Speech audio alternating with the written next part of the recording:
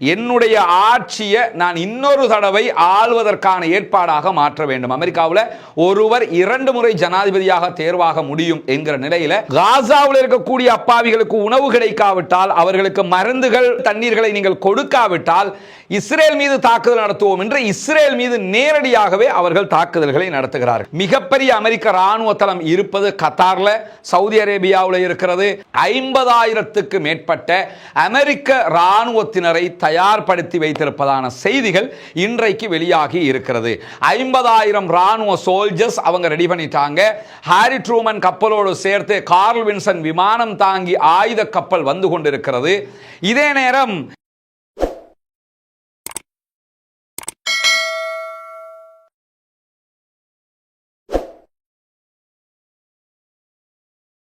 அஸ்ஸலாமு அலைக்கும் வரஹ்மத்துல்லாஹி வபரகாத்துஹு. பேரன்பிற்கினிய சகோதர சகோதரிகளே, நம் அனைவர் மீதும் ஏக இறைவனுடைய அமைதியும் கருணையும் உண்டாகட்டுமாக என்கிற உயரிய பிரார்த்தனைகளோடு பாலஸ்தீனத்தினுடைய காசா பகுதிகளிலே அக்டோபர் 7, 2023 முதல் இஸ்ரேலிய ஆக்கிரமிப்பு ராணுவம் நடத்தி வரக்கூடிய தாக்குதல்கள் இன்றோடு 544வது நாளை எட்டி இருக்கின்றன. 544 நாட்களாக இஸ்ரேல் நடத்துகிற இந்த தாக்குதல்கள் இதுவரைக்கும் 70,000க்கு மேற்பட்டவர்கள் கொல்லப்பட்டிருக்கிறார்கள், ஷஹீதாகி இருக்கிறார்கள். அதே நேரத்தில் மத்திய கிழக்கு முழுவதுமே இந்த பதட்டம் கடந்த 544 நாட்களாக தொடர்ந்து கொண்டே இருக்கிறது. ஆனா உலகம் முழுக்க நம்ம பார்த்தோம்னா 58 அரபு இஸ்லாமிய நாடுகள் இருக்கிறது. ஒரு குடைக்கின் கீழாக, ஏதோ ஒரு கொள்கைக்கின் கீழாக இருக்கக்கூடிய நாடுகள் பார்த்தா இஸ்லாமிய நாடுகள் தான் இவ்வளவு இருப்பதை நீங்க பார்க்க முடியும்.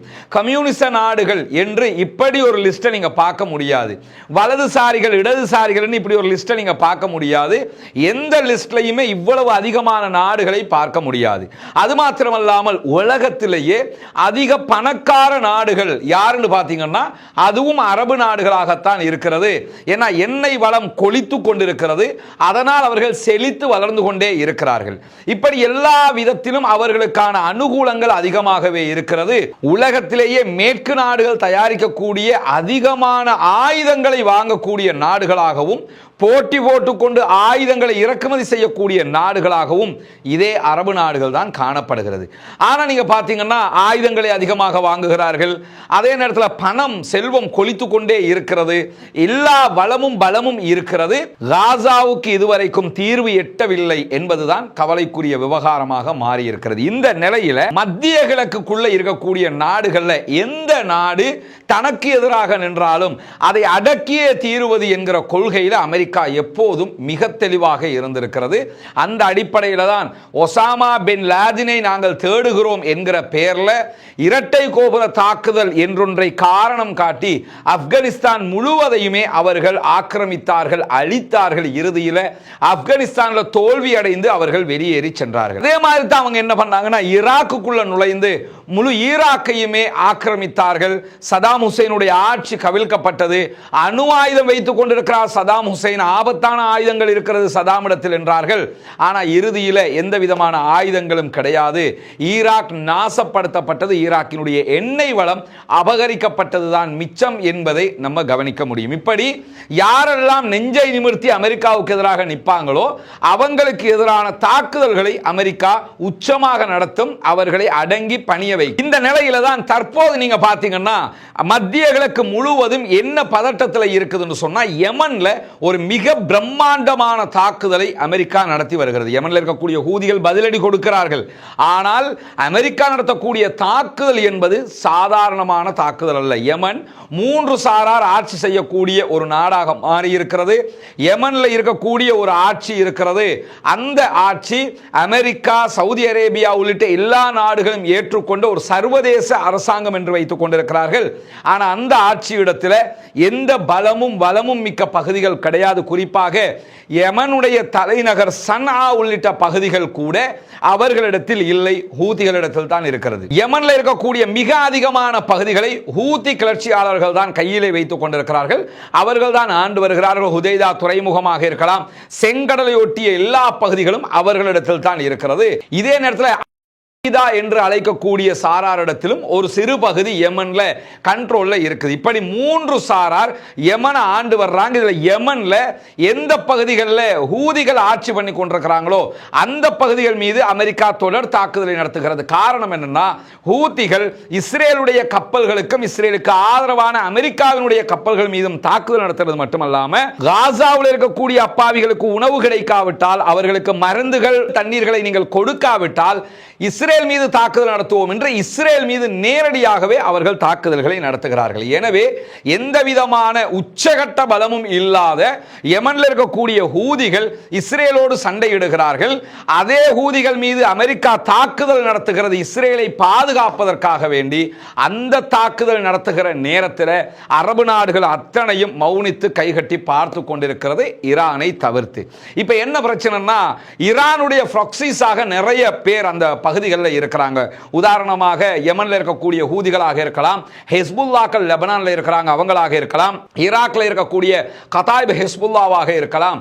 இப்படி பல பகுதிகளிலும் ஈரான் என்ன பண்ணிருக்காங்கன்னா, அவங்களுக்கு தேவையான ஆயுத குழுக்களை உருவாக்கி வச்சிருக்காங்க. தற்போது காசாவினுடைய யுத்தத்துக்கு இந்த ஆயுத குழுக்கள் தான் சப்போர்ட் பண்ணி கொண்டு இருக்கிறார்கள். ஆனா நீங்க பார்க்கலாம், காசாவில் 544வது நாளாக இன்றைக்கும் யுத்தம் நடக்கிற போது எதிர்த்தாக்குதல்கள் குறைவாக இருக்கிறது. பாலஸ்தீன விடுதலை அமைப்பு உச்சமாக நின்று தாக்குதல் நடத்தியவர்கள் தற்போது எதிர்த்தாக்குதல்களை தவிர்த்து வருகிறார்கள். அதே நேரத்தில் ஹிஸ்புல்லாக்கள் இன்னும் யுத்தத்திற்குள் நுழையவே இல்லை, இரண்டாம் கட்ட யுத்தத்துக்குள்ள நுழையல. யெமன்ல இருக்கக்கூடிய ஹூதிகள் மட்டும்தான் தாக்குதல் நடத்துகிறார்கள். இந்த நிலையில தான் இன்றைய தினம் ஆல்ரெடி மத்திய கிழக்குல USS ஹாரி ட்ரூமன் கப்பல் இருக்கிற போது, விமானம் தாங்கி அமெரிக்காவினுடைய கப்பல் இருக்கிற போது, புதியதொரு கப்பலையும் பசிபிக் பிராந்தியத்தில் இருந்து மத்திய கிழக்குக்கு அனுப்பி இருக்கிறது அமெரிக்காவினுடைய அரசாங்கம். அமெரிக்காவினுடைய கார்ல் வின்சன் விமானம் தாங்கி கப்பல் இன்றைக்கு மத்திய கிழக்கை நோக்கி வந்து கொண்டிருக்கிறது. ஏன் எதற்காக திடீரென்று கார்ல் வின்சன் வருகிறது என்கிற கேள்விகள் யாருக்கும் பதில் தெரியாத கேள்வி அல்ல. ஈரானுக்கும் அமெரிக்காவுக்கும் இடையில் உச்சகட்ட ஒரு போர் சூழல் உருவாகி கொண்டே இருக்கிறது.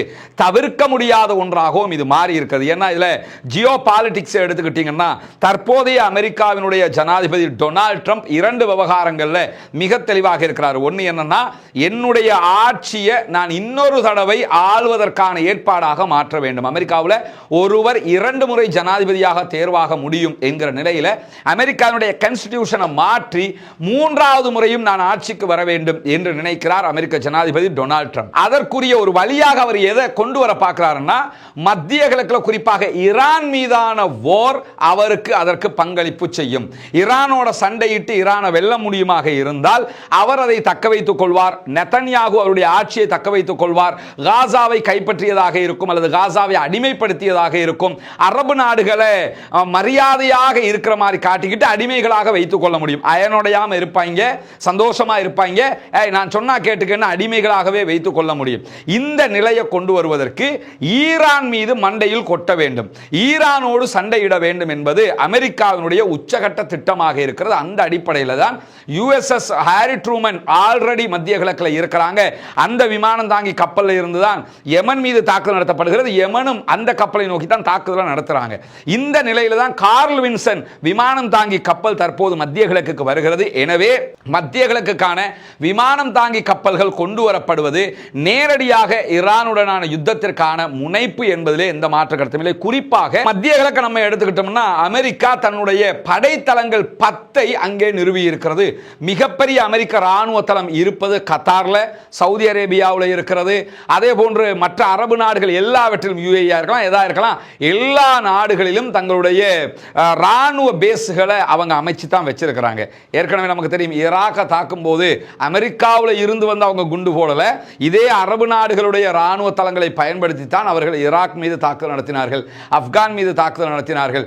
எல்லாவற்றையுமே அரபு நாடுகளுக்குள்ளே இருக்கிற அவர்களுடைய ராணுவ தளத்தில் இருந்து தான் நடத்தினாங்க. அதே அடிப்படையில் தான் தற்போது அமெரிக்காவினுடைய 10 ராணுவ தளங்கள் அரபு நாடுகளுக்குள் இருக்கக்கூடிய தளங்களில் 50,000க்கு மேற்பட்ட அமெரிக்க ராணுவத்தினரை தயார்படுத்தி வைத்திருப்பதான செய்திகள் இன்றைக்கு வெளியாகி இருக்கிறது. 50,000 ராணுவ சோல்ஜர்ஸ் அவங்க ரெடி பண்ணிட்டாங்க. ஹாரி ட்ரூமன் கப்பலோடு சேர்த்து கார்ல் வின்சன் விமானம் தாங்கி ஆயுத கப்பல் வந்து கொண்டிருக்கிறது.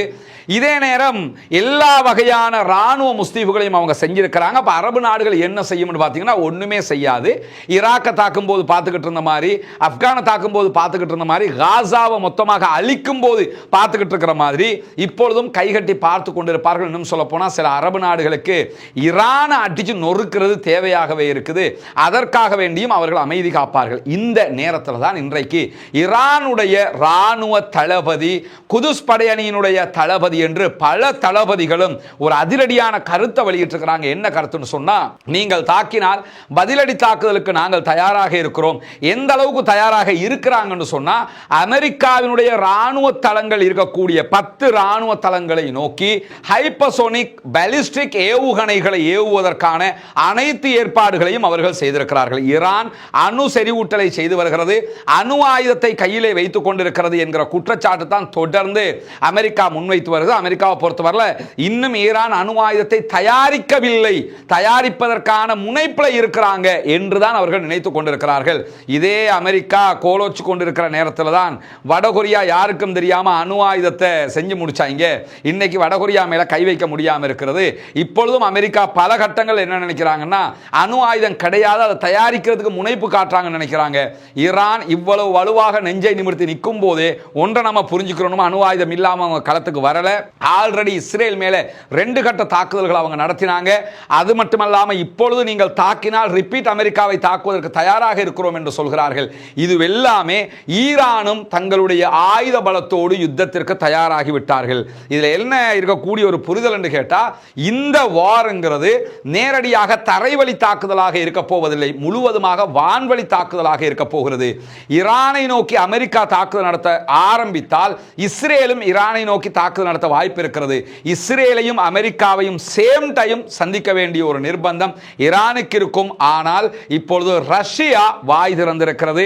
ஈரான் மீது நீங்கள் எந்த தாக்குதலையும் நடத்தக்கூடாது என்று சொல்லியிருக்கிறார்கள். அப்படி ஈரான் மீது அமெரிக்கா தாக்குதல் நடத்த ஆரம்பித்தால் ரஷ்யா ஈரானுக்கு துணையாக வந்தே தீரும் என்பதில் மாற்று கருத்து இல்லை. ஏன்னா அசாத கைவிட்ட மாதிரி அவங்க கைவிட மாட்டாங்க. ஈரான் இல்லைன்னா மத்திய கிழக்கில் ரஷ்யாவுக்கு ஆளே இல்லைன்றாயிரும். இதே நேரத்தில் ரஷ்யாவினுடைய ஒரு பிரஷர் சவுதி அரேபியாவுக்கும் கொடுக்கப்பட்டு கொண்டே இருக்கிறது. இந்த தாக்குதலுக்கு நீங்க துணை போயிடக்கூடாது என்று சொல்லி, ஏன்னா சவுதி அரேபியாவை பொறுத்தவரையில் ரஷ்யாவுடனான தொடர்பு சவுதிக்கு ரொம்ப முக்கியமானதாக இருக்கிறது. இந்த மாதிரியான ஒரு குழப்பமான ஒரு சூழ்நிலை தற்போது உருவாகி இருக்கிறது. மிக மிக பதட்டமான ஒரு சூழல் மத்திய கிழக்கிலே உருவாகி இருக்கிறது. காசாவினுடைய யுத்தம் தற்போது ஈரான் அமெரிக்கா, ஈரான் இஸ்ரேல் நேரடி வாராக மாறி இருக்கிறது. இந்த நிலையில அன்பிற்கினிய சகோதர சகோதரிகளே, நமக்கெல்லாம் தெரியும், இலங்கையினுடைய கிழக்கு மாகாணம் பொத்துவில் பகுதிகளில் இஸ்லாத்தை ஏற்றுக்கொண்ட 14 குடும்பங்களுக்கான வீடு கட்டுகிற ஒரு பணியை நம்ம ஆரம்பிச்சிருக்கிறோம். அதனுடைய முதல் கட்டமாக அவர்களுக்கான இடங்கள் சிலது வாங்கப்பட்டிருக்கிற அதே நேரத்தில் அவர்களுக்கான ஒரு 5 வீடுகளை முதல் கட்டமாக கட்டுவதற்குரிய ஏற்பாடுகள் நடைபெற்று வருகிறது. மும்முரமாக அந்த பணிகள் நடந்து வரக்கூடிய காட்சிகளையும் நீங்கள் தொடர்ந்து பார்த்து வர்றீங்க. உங்களுடைய ஜகாத் நிதிகளை அதற்காக கேட்டுக்கொண்டே இருக்கிறோம். உங்களால் முடிந்த உதவிகளை முன்னால் தெரிகிற நம்முடைய தொலைபேசி மற்றும் வாட்ஸ்அப் இலக்கத்திற்கு தொடர்பு கொண்டு நீங்கள் வழங்க முடியும். நம்முடைய அக்கௌண்ட் நம்பர் முன்னால் காட்சிப்படுத்தப்படுகிறது. அதற்கு நேரடியாக நீங்கள் வைப்பு செய்ய முடியும். அதற்கு வைப்பு செய்ய முடியாதவர்கள், அந்த மாதிரி எங்களுக்கு இந்த நாட்டில் இருந்து அதுக்கு போட முடியலை என்று சொல்கிறவங்க நமக்கு வாட்ஸ்அப்பில் தொடர்பு கொண்டால் அதற்குரிய வழிகாட்டலை தருவதற்கு நாம் தயாராக இருக்கிறோம். எனவே அதற்குரிய உதவிகளை வாரி வழங்குங்கள். அந்த மக்களுக்கான வேலைகளை நாம் செய்ய வேண்டி இருக்கிறது. சுமார் 53 அப்பாவிகள் காசாவிலே இன்றைக்கு கொல்லப்பட்டிருக்கிறார்கள், ஷஹீதாகி இருக்கிறார்கள். எந்த மருத்துவமனைகளும் இயங்க முடியாத நிலையை எட்டியிருக்கிறது. எந்த ஒரு பேக்கரிலையும் ஒரு பன்னு அல்லது பிரெட்டை கூட வாங்க முடியாத ஒரு நிலையாக மாறி இருக்கிறது என்கிற செய்திகளும் இன்றைக்கு கவலையான செய்திகளாக வெளிவந்திருக்கக்கூடிய நேரத்தில் தான் UNRWA என்கிற ஐநாவினுடைய பொது தொண்டு நிறுவனத்தினுடைய மருத்துவமனையின் மீது இன்றைக்கு இஸ்ரேல் தாக்குதல் நடத்தி இருக்கிறது. 19 அப்பாவிகள் அதிலே கொல்லப்பட்டிருக்கிறார்கள், ஷஹீதாகி இருக்கிறார்கள். ஆனா இஸ்ரேல் இன்றைக்கு என்ன சொல்றாங்கன்னா, அது பாலஸ்தீன விடுதலை அமைப்பினுடைய கமாண்ட் சென்டராக இருந்தது, அதற்குத்தான் தாக்குதல் நடத்தினோம்னாங்க. நமக்கு தெரியும், முழு காசாவையுமே பாலஸ்தீன விடுதலை அமைப்பை அழிக்கிறோம்ங்கிற பெயரில் தான் அப்பாவிகளை அவர்கள் கொன்று குவித்து வருகிறார்கள் என்பது யாருமே அறியாத ஒரு விஷயம் அல்ல. அந்த அடிப்படையில் தான் இன்றைக்கும் பாலஸ்தீன பொதுமக்கள் மீது அவர்கள் தாக்குதல்களை நடத்தி இருக்கிறார்கள். காசாவில் தரைவழி தாக்குதல்களை அவர்கள் விரிவுபடுத்திக் கொண்டே இருக்கிறார்கள். ரஃபா நார்த்தில் இருக்கக்கூடிய, வடக்கு காசாவில் இருக்கக்கூடிய பைத் ஹனூன், பைத் லாகியா பகுதிகள் எல்லாம் இன்றைக்கு முழுவதுமாக அவர்கள் கடுமையான தாக்குதல்களை நடத்தி வரக்கூடிய அதே நேரத்தில் ரமலான் மாதத்தில் மட்டும் வெஸ்ட் பேங்க் பகுதிகளில் 401 என்கிற அளவுக்கு அப்பாவி சகோதரர்களை கைது செய்திருக்கிறார்கள். 400க்கும் மேற்பட்ட அப்பாவி சகோதரர்கள் வெஸ்ட் பேங்க் பகுதிகளில் கைது செய்யப்பட்டிருக்கக்கூடிய செய்தி இன்றைக்கு வெளியாகி இருக்கக்கூடிய நேரத்தில் தான் இஸ்ரேலிய பிரதமர் பெஞ்சமின் நெதன்யாகு ஹங்கேரிக்கு வருகிற போது அவரை கைது செய்து விசாரணை நடத்த வேண்டும் என்று சொல்லி யூரோப்பியன் கிரீன் பார்ட்டி என்கிற ஐரோப்பாவினுடைய பசுமை கட்சி இன்றைக்கு அழைப்பு விடுத்திருக்கிறது. ஐரோப்பிய நாடுகளில் குறிப்பாக ஐரிஷ் கண்ட்ரிகள் எப்பொழுதுமே இஸ்ரேலுக்கு எதிராக இருக்கிறார்கள். ஸ்பெயின் உள்ளிட்ட நாடுகள் அந்த அடிப்படையில் தான் யூரோப்பில் இருக்கக்கூடிய இந்த கிரீன் பார்ட்டி என்ன பண்ணியிருக்கிறாங்கன்னா, நீங்க ஹங்கேரிக்கு நெதன்யாகு வந்து அவரை கைது செய்யணும் என்று சொல்லி இருக்கிறாங்க.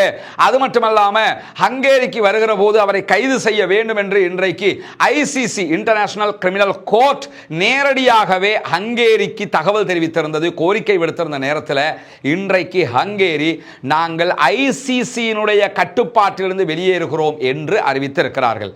அதாவது உங்களுக்கு கீழே இருந்தா தானே நாங்கள் அவரை கைது பண்ணணும், நாங்கள் இனிமேல் ஐசிசிக்குள்ளே வரமாட்டோம், இன்டர்நேஷனல் கிரிமினல் கோர்ட்டை நாங்கள் ஏற்றுக்கிறல, நாங்கள் வெளியே போகிறோம்னு வெளியே போயிட்டாங்க. ஏன்னா ஆல்ரெடி இஸ்ரேல் ஐசிசியில் கிடையாது. ஏன் ஐசிசியில் கிடையாதுன்னு சொன்னால், இந்த மாதிரி கிரைம் எல்லாம் பண்ணும்போது மாட்டிக்குவோம்ங்கிறதுனால அவங்க இல்லை. அமெரிக்கா இன்டர்நேஷனல் கிரிமினல் கோர்ட் சர்வதேச நீதிமன்ற கட்டுப்பாட்டுக்குள்ளே இல்லை. அந்த அடிப்படையில் என்ன பண்ணிட்டாங்கன்னா, நாங்களும் உங்கள் கட்டுப்பாட்டுக்குள்ளே கிடையாது என்று சொல்லி இன்றைக்கு ஹங்கேரி வெளியேறி இருக்கிறார்கள் என்கிற செய்திகள் வெளியாகி இருப்பது மட்டுமல்லாமல், காசாவில் இதுவரைக்கும் 544 நாட்களாக இடம்பெற்று வரக்கூடிய யுத்தத்தில் இஸ்ரேலிய ஆக்கிரமிப்பு ராணுவம் காசாவை சுற்றி இருக்கக்கூடிய பஃபர் ஜோன் என்று சொல்லுகிற அந்த உனக்கும் இல்லை எனக்கும் இல்லை என்கிற ஒரு பகுதி இருக்கிறது. அந்த பகுதிகளில் 17% கைப்பற்றி இருக்கிறார்கள் என்கிற செய்திகள் வெளியாகி இருக்கிறது. குறிப்பாக ரஃபாவில் இருக்கக்கூடிய மக்களை பலவந்தமாக வெளியேற்றுவதற்கு முயற்சி செய்கிறார்கள் என்கிற செய்திகளும் இன்றைக்கு வெளியாகி இருக்கிறது. இந்த 17% சுமார் 62 சதுர கிலோமீட்டர்கள் என்று நம்ம கணிப்பிட முடிகிறது. 62 சதுர கிலோமீட்டர்கள் என்பது ஒரு பிரம்மாண்டமான நிலப்பகுதி என்பதிலும் எந்த மாற்று கருத்தும் இல்லை. சர்வதேசமே பார்த்து கொண்டிருக்க இந்த அநியாயங்கள் நடைபெற்று வருகிற போதுதான் இன்றைக்கு இஸ்ரேலுடைய இதாமர் பென் கிவிர் என்கிற அமைச்சர், ரொம்ப ஒரு இனவாதம் பேசக்கூடிய உச்சகட்ட இனவாதியாக இருக்கக்கூடிய அமைச்சர், மஸ்ஜிதுல் அக்ஸாவில் இஸ்லாமியர்கள் தொழுகை நடத்தக்கூடிய இந்த பகுதிக்கு பலவந்தமாக நுழைந்திருக்கிறார் என்கிற செய்திகள் வெளியாகி இருக்கிறது. இந்த பகுதியை பொறுத்தவரையில் இஸ்ரேலுக்கும் சர்வதேச நாடுகளுக்கும் இடையிலான ஒப்பந்தத்தில் இஸ்லாமியர்கள் தொழுகை நடத்தக்கூடிய மஸ்ஜிதுல் அக்ஸாவினுடைய பகுதிகளை ஜோர்தானுடைய வகுப் வாரியம் தான் வைத்துக் கொண்டிருக்கிறது. அவங்க தான் அதை மெயின்டைன் பண்றாங்க. மஸ்ஜிதுல் அக்ஸா ஜெருசலத்தில் இருக்குது. மஸ்ஜிதுல் அக்ஸா ஜோர்தானுடைய நாட்டுக்குள்ள இல்ல, அது தனியாக பாலஸ்தீன் என்கிற நாட்டுக்குள்ள இருக்குது. ஆனாலும் 1972க்கு பிறகு மேற்கொள்ளப்பட்ட சர்வதேச ஒப்பந்தத்தின் பிரகாரம் இந்த மஸ்ஜிதுல் அக்ஸாவில் முஸ்லிம்கள் தொழுகை நடத்தக்கூடிய பகுதி, நீங்க ஹஜ் உம்ராக்கு போனீங்கன்னா அப்படியே நாங்க வாங்க உங்களுக்கு மஸ்ஜிதுல் அக்ஸாவை கூட்டு போறோம்னு கூட்டு போனாங்கன்னா, நீங்க எந்த பகுதிக்கு போறீங்களோ அந்த பகுதியை கூட்டுறது, துடைக்கிறது, அதை கண்காணிக்கிறது, அதுக்கு தேவையான வேலைகளை பண்றது, பள்ளிவாசல் ஒரு ட்ரஸ்டி போர்டு செய்கிற வேலைகள் இருக்குதா இல்லையா, இந்த வேலைகளுக்கு பொறுப்பாக யார் இருக்கிறாங்கன்னு கேட்டா ஜோர்தான் தான் பொறுப்பாக இருக்கிறாங்க. ஜோர்தானுடைய வகுப் வாரியம் தான் அது அத்தனையும் பார்த்து கொள்ளும். இருந்தாலும் ஜோர்தான் அனுமதி இல்லாமல் அதுக்குள்ள யாரும் போக முடியாது என்று இருக்கிற போதுதான் இந்த இதாமர் பென் கிவிர் என்கிற இவரை பொறுத்தவரையில் 100% இனவாதி. அவர் இன்னைக்கு என்ன பண்ணிருக்கிறார்னா, போலீசாரை அழைத்துக் கொண்டே இஸ்ரேலிய போலீசாரோடு மஸ்ஜிதுல் அக்ஸாவுக்குள் நுழைந்திருக்கிறார். இஸ்லாமியர்கள் தொழுகை நடத்தி கொண்டிருக்கும் போது நுழைந்து தொழுகையை கெடுத்திருக்கிறார் என்கிற செய்திகள் எல்லாம் வெளியாகி கொண்டே இருக்கிறது. முஸ்லிம்களுடைய புனிதமான பள்ளிவாயல் நாசப்படுத்தப்படுகிறது. கேட்பதற்கு நாதி இல்லாமல் அனைத்து அரபு நாடுகளும் கைகட்டி மௌனித்து தலை குனிந்து முட்டுக்காலில் நின்று நெத்தியிலே கன்னத்திலே அடிவாங்கி கொண்டிருக்கிறார்கள் என்பதை நம்ம பார்க்க முடியுது. ஒரே ஒரு திருப்தி, ஈரானும் அவர்களுக்கு ஆதரவானவர்கள் மாத்திரம் இந்த இடத்துல முழுமையாக இதற்கு எதிராக நிற்கிறார்கள், இது மாதிரி கருத்துக்களுக்கு மாற்று கருத்துக்களை சொல்லிக் கொண்டிருக்கிறார்கள் என்பதை மட்டும்தான் நம்ம பார்க்க முடிகிறது. பொறுத்திருந்து பார்ப்போம் என்னவெல்லாம் நடக்கிறது என்பதை. வல்ல ரஹ்மான் அந்த மக்களை கைவிட மாட்டான். அல்லாஹு தாலா அவர்களுக்குரிய வாழ்வாதாரத்தையும் அவர்களுக்குரிய வளத்தையும் பலத்தையும் கொடுப்பான் என்பதிலே மாற்று கருத்தில்லை. இன்றைக்கு வெளியாக இருக்கக்கூடிய மிக முக்கியமான செய்திகளாக இதைத்தான் நம்ம பார்க்க முடிகிறது. எனவே பாலஸ்தீன மக்கள் வெற்றி பெற வேண்டும், பாலஸ்தீனம் சுதந்திரம் அடைய வேண்டும், பாலஸ்தீன மக்களும் நம்மை போன்ற நிம்மதியானவர்களாக வாழ வேண்டும், மாற வேண்டும் என்கிற உயரிய பிரார்த்தனைகளோடு தீவிரவாதம் ஒழிய வேண்டும், பயங்கரவாதம் இல்லாதொழிக்கப்பட வேண்டும், இஸ்ரேலிய ஆக்கிரமிப்பு பயங்கரவாதம் இல்லாதொழிக்கப்பட வேண்டும். தீவிரவாதம் எந்த வகையில் வந்தாலும் அதை நாம் ஏற்றுக்கொள்ளக்கூடாது. பயங்கரவாதம் எந்த வகையில் நுழைந்தாலும் அதை நாம் சம்மதிக்க வைக்கக்கூடாது. குறிப்பாக ஆயுதம் ஏந்தி இன்னொரு மனிதனை ஒரு மனிதன் கொள்வதற்கு இஸ்லாம் ஒருபோதும் அனுமதிக்கவில்லை. எனவே ஆயுத கலாச்சாரத்தை ஒழிப்போம், அமைதியான கலாச்சாரத்தை வளர்ப்போம். பாலஸ்தீனம் வெற்றி பெறட்டும், பாலஸ்தீனம் சுதந்திரம் அடையட்டும், பாலஸ்தீனம் பாலஸ்தீன மக்களுக்காக ஜனநாயக ரீதியாக குரல் கொடுப்போம். வாஹிரு தஅவானா அல்ஹம்துலில்லாஹி ரப்பில் ஆலமீன்.